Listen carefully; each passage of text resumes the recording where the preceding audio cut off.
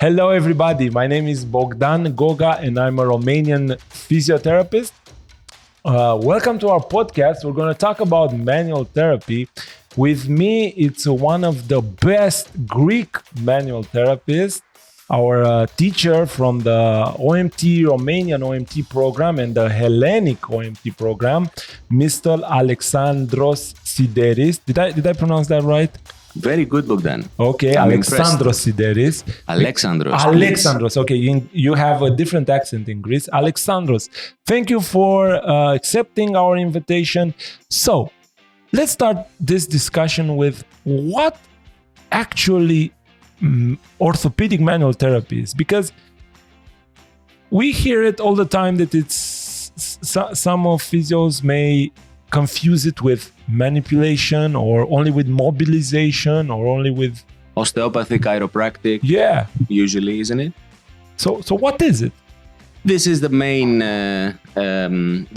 misunderstanding with manual therapy, and this is because we are physiotherapists and we practice manual therapy as a part of our way of thinking and approaching the patient.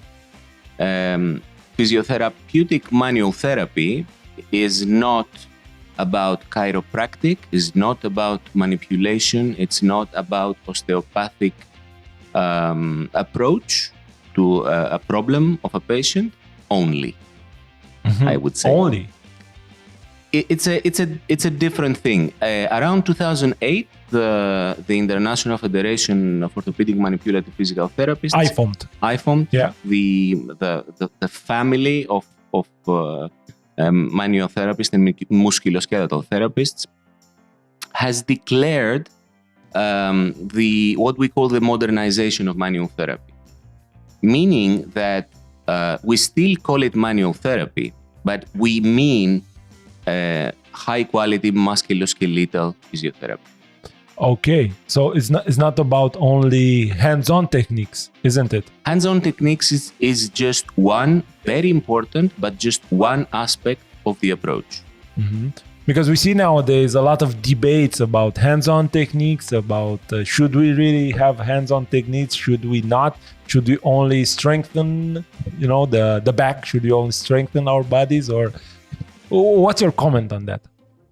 Well, it's good that we discuss on the basis of these debates, because that means the physiotherapy profession and the physiotherapy science personnel, all the scientists and all the practitioners are starting to, or have concluded probably, to what actually is modern manual therapy, the manual therapy that we do in physiotherapy. And we're asking ourselves, we have been asking for the last 15 years, what we do is good? Is it correct? Is it effective? The ones who are against putting the hands on the patient, progressive physios who believe in strength and conditioning only, and maybe to a bit of context changing, the ones that believe in educating the patient and strengthening the patient is enough. Like in cognitive functional therapy. Yeah, like these very well-known approaches, they believe that it is obsolete to touch a patient. It's no use. They call manual therapy a theatrical placebo, which is a very strong way of talking about an approach that has at least more than 50-60 years of so they say history. Like it doesn't happen what you think it's happening. Something else is happening. It's just a placebo. It's just exactly. Mm-hmm. We have opened too many cards now. Yeah. Okay, a placebo is a good thing. It's a neurobiological phenomenon that happens in the brain and in the cognitive context of the human being. Yeah. So we use the placebo, but let's leave it behind. Let's see what is modern manual therapy. Modern manual therapy is using the manual techniques, means touching the patient, feeling the patient, mobilizing the patient, manipulating the patient, as well as prescribing exercises, educating the patient, make him understand what is wrong with his problem, motivating the patient, putting him in a way to help himself, to change the way he's using his body. Okay, all this with what we call evidence-informed practice, meaning I have these tools. I have manual techniques, touching the patient. I have cognitive techniques, speaking to the patient. I have exercise, and I try to find the correct mixture of these ingredients in a way to make the best for my patient, to make him understand what's wrong, and to give him results that you can measure and they can last. Yeah, and all these things start with a very good and thorough assessment. Yes, because this is something that we are sometimes not very used to, doing an assessment and directly jumping, having the diagnosis, for instance, and jumping direct to the therapy. The therapy. This is one of the problems of the physiotherapy profession. It has to do with the way it started and it developed in many countries. Well, in the countries that physiotherapy has a very high quality of deliverance, for example, in Australia, UK. Scandinavian countries, Canada, United States, countries like that, quite a few European countries, the physiotherapy profession has managed to get the autonomy it needed. Meaning, if I am a direct access professional, so the patient comes to me because he has a pain in the neck, I have to be able to assess him, see if it's something important. Yeah. If yes, I will send him to the doctor. If it's something that I can deal with, I deal with in a musculoskeletal manual therapy way. You can first come to me. This is something directly, not through a doctor. Yes. So this is the future of physiotherapy. Do you think so? Do you think yes, this is the future? Of course. It is the present in quite a few countries, and it should be the future for all. How is all it the for world. you in Greece? Well, in Greece, it could be better. It could be better. Okay. Meaning that all the time it can be better. meaning, yes, in Greece, I think we're a bit behind. The law says we have to get a doctor giving a diagnosis before a physiotherapist. We have it also. You have to work in the indication of the medical doctor. Yes, exactly. In order for a patient to be legally in your practice. But the law says that the whole program and what you do is completely up to you. And if you disagree with the doctor, you may say so, and you may say to the patient that my program is different from what the doctor has said. So I think this is good, but it could be better. We do not have direct access. Yeah, it could be better, but when we're talking about direct access, I think that the first thing in what comes to my mind is that we should really level up our game, because it is very easy to demand, we want direct access, but the question is, are we really ready for direct access? Can we support direct access? Can we support direct access? And the only way to support direct access is to have a high level of education in all physiotherapists, managing not just musculoskeletal problems, but all kinds of problems. And just to have in mind, for example, in Greece, in the public hospitals, physiotherapists have a higher freedom of judging what to do with the patient than in the private practice. Seriously? Because it is in an environment that the physio is with the doctor, and the doctor has made an assessment. So the physio is allowed to do a bigger assessment, a more detailed assessment, and decide things about the patient. So I think it's something that we should still be talking about. I don't know what's happening in Romania. Well, we see nowadays things are shifting now. Things are working. Good. We had our law, our physio law in 2016, so it's not very new. Very good. But we are struggling to put the profession to has its very well established imagery, let's say, and idea, because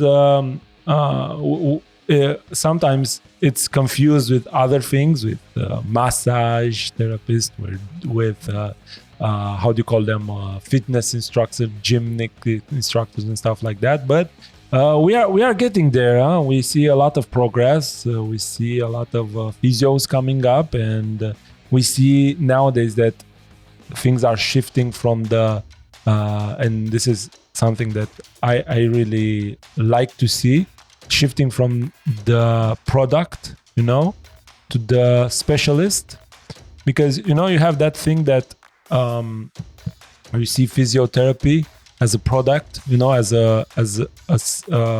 a product that is delivered to a patient. Yes. And it doesn't matter who delivers, because it's physiotherapy, it's same thing. It doesn't matter who the specialist is.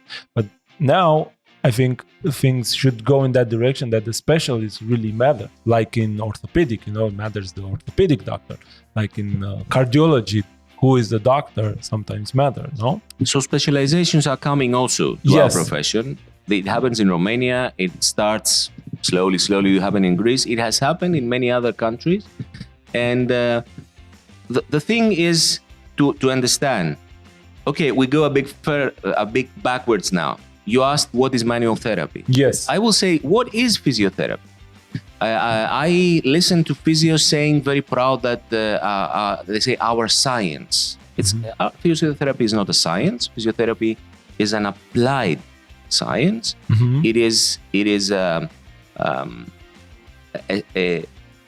It is actually what science has found. Certain different science, medicine, biochemistry, biomechanics, yeah. And we use it in order to deliver a profession, to deliver health and promote health to our patients. So more or less, if we decide that this is physiotherapy, it is a product of certain sciences applied in order to help the health of a patient.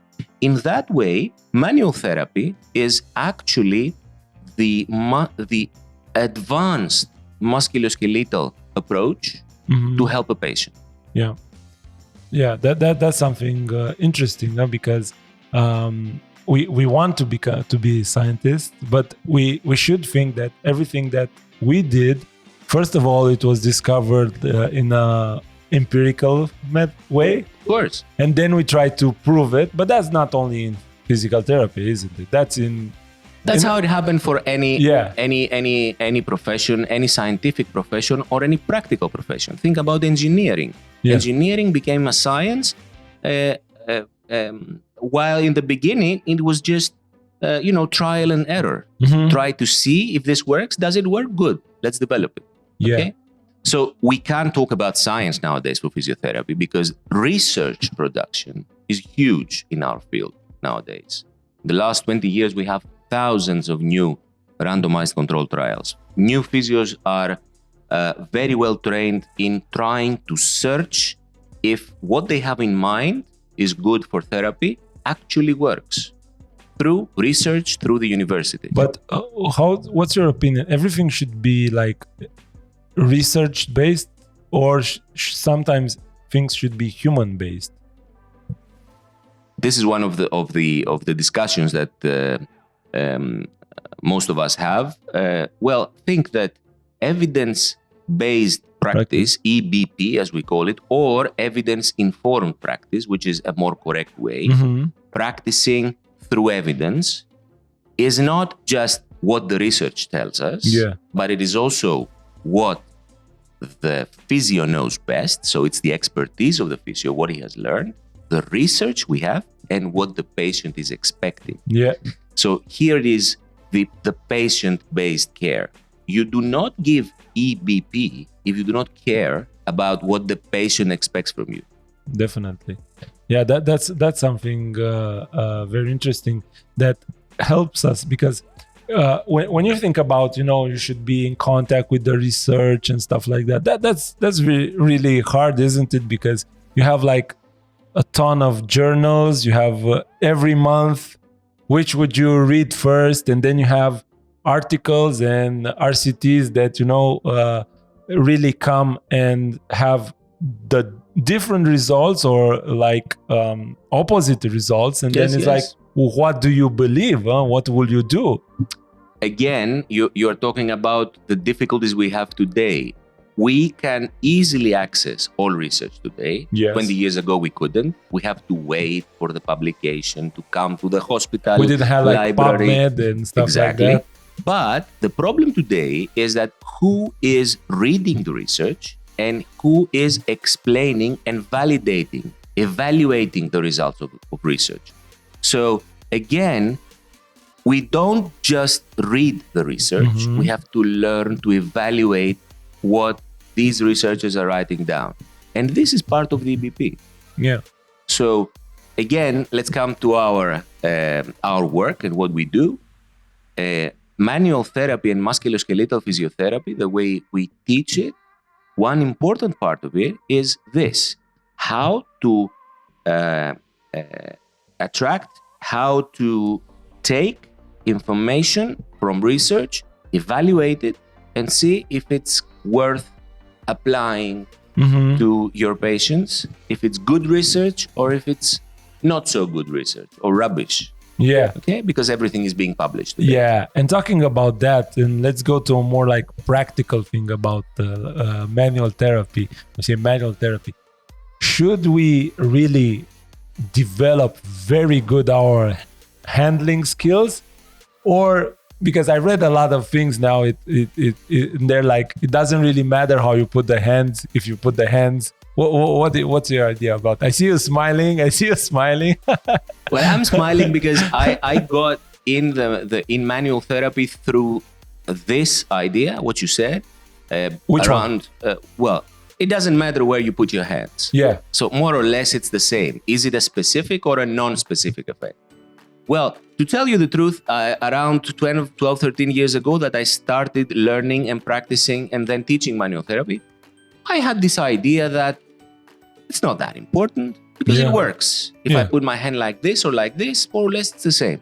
Well, as the years go by, I realized that it has definitely a non-specific effect. So that means that if I touch the patient and I put my hands on the patient, I have an effect, a general effect. But there is also a specific effect depending on what is the problem and why am I pressing this certain point. So to get you right, you're talking about this: if you are more precise, you are more efficient.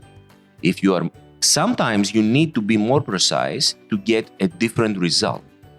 It depends on what do you expect. It is not about having the correct amount of load on a joint to mobilize it.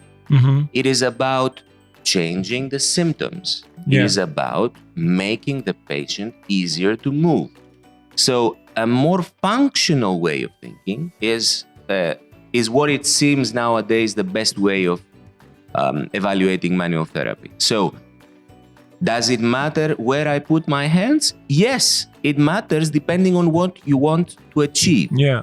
Sometimes it doesn't matter. And sometimes you don't need to touch the patient, but many times you need to touch it. So it's not black and white. Yeah. So you're saying like we should not think about, okay, I have to mobilize in that direction, that joint, that the tibia, I have to move it posteriorly, or to obtain that better range of motion. I have just to find out which is the mobilization, which lowers the symptom. This is a good way of putting it. I would say it in a more simplified way. Yeah. The best way is to speak with a paradigm, with an example. Yeah. All right. Not speak just in general. For example, it doesn't matter that much where I put my hands if I want to have a shoulder that is very sensitive and I cannot mobilize it. And if I touch the shoulder and help a little bit the movement of the scapula, you see the patient can move very easily his hand. But it has a very importance where I put my hands and where I put my mobilization if this shoulder is broken and healing from a fracture, for example. Okay. So specificity is important. It is important depending on what is the reason of the problem. In a broken arm, the reason, for example, of restriction could be the anomalous, the not very fine way of healing at the area of the humerus.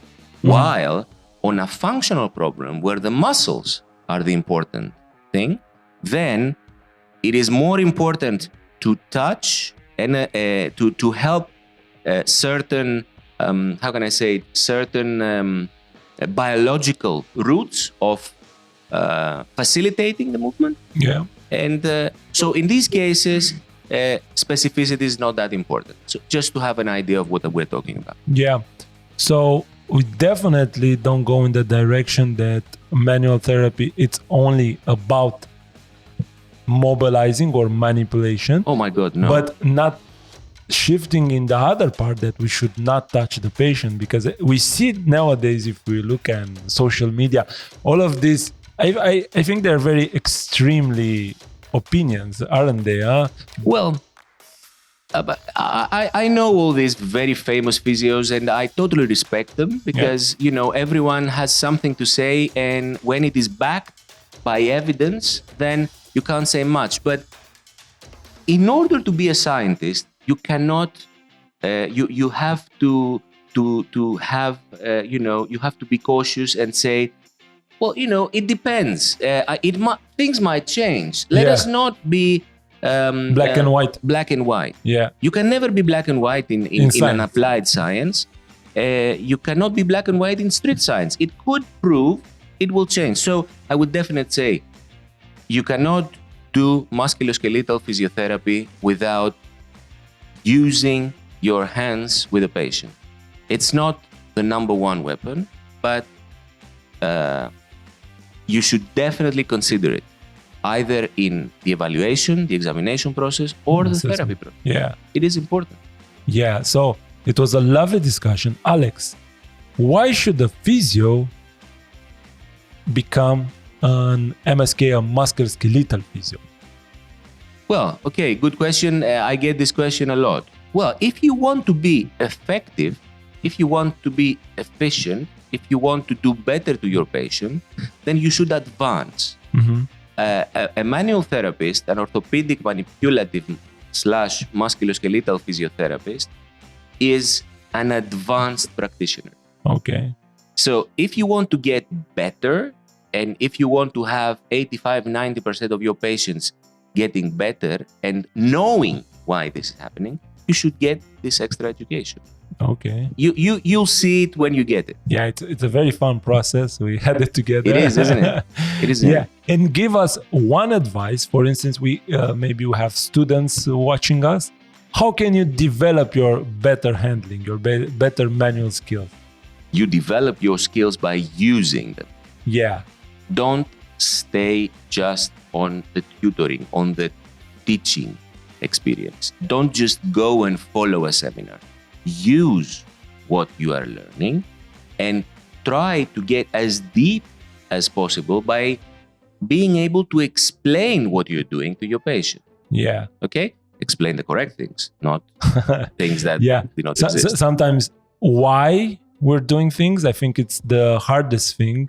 It's easy, to answer what you do, We do massage, we do tekar, we do mobilizations for back pain, but why you do it, that's, I think, the most hardest part to explain. That sometimes when you put the question, I'm talking now from my personal experience, when I put the question, why I'm doing this, I found myself several times not knowing the answer and being like, oh, I'm in a foggy situation now.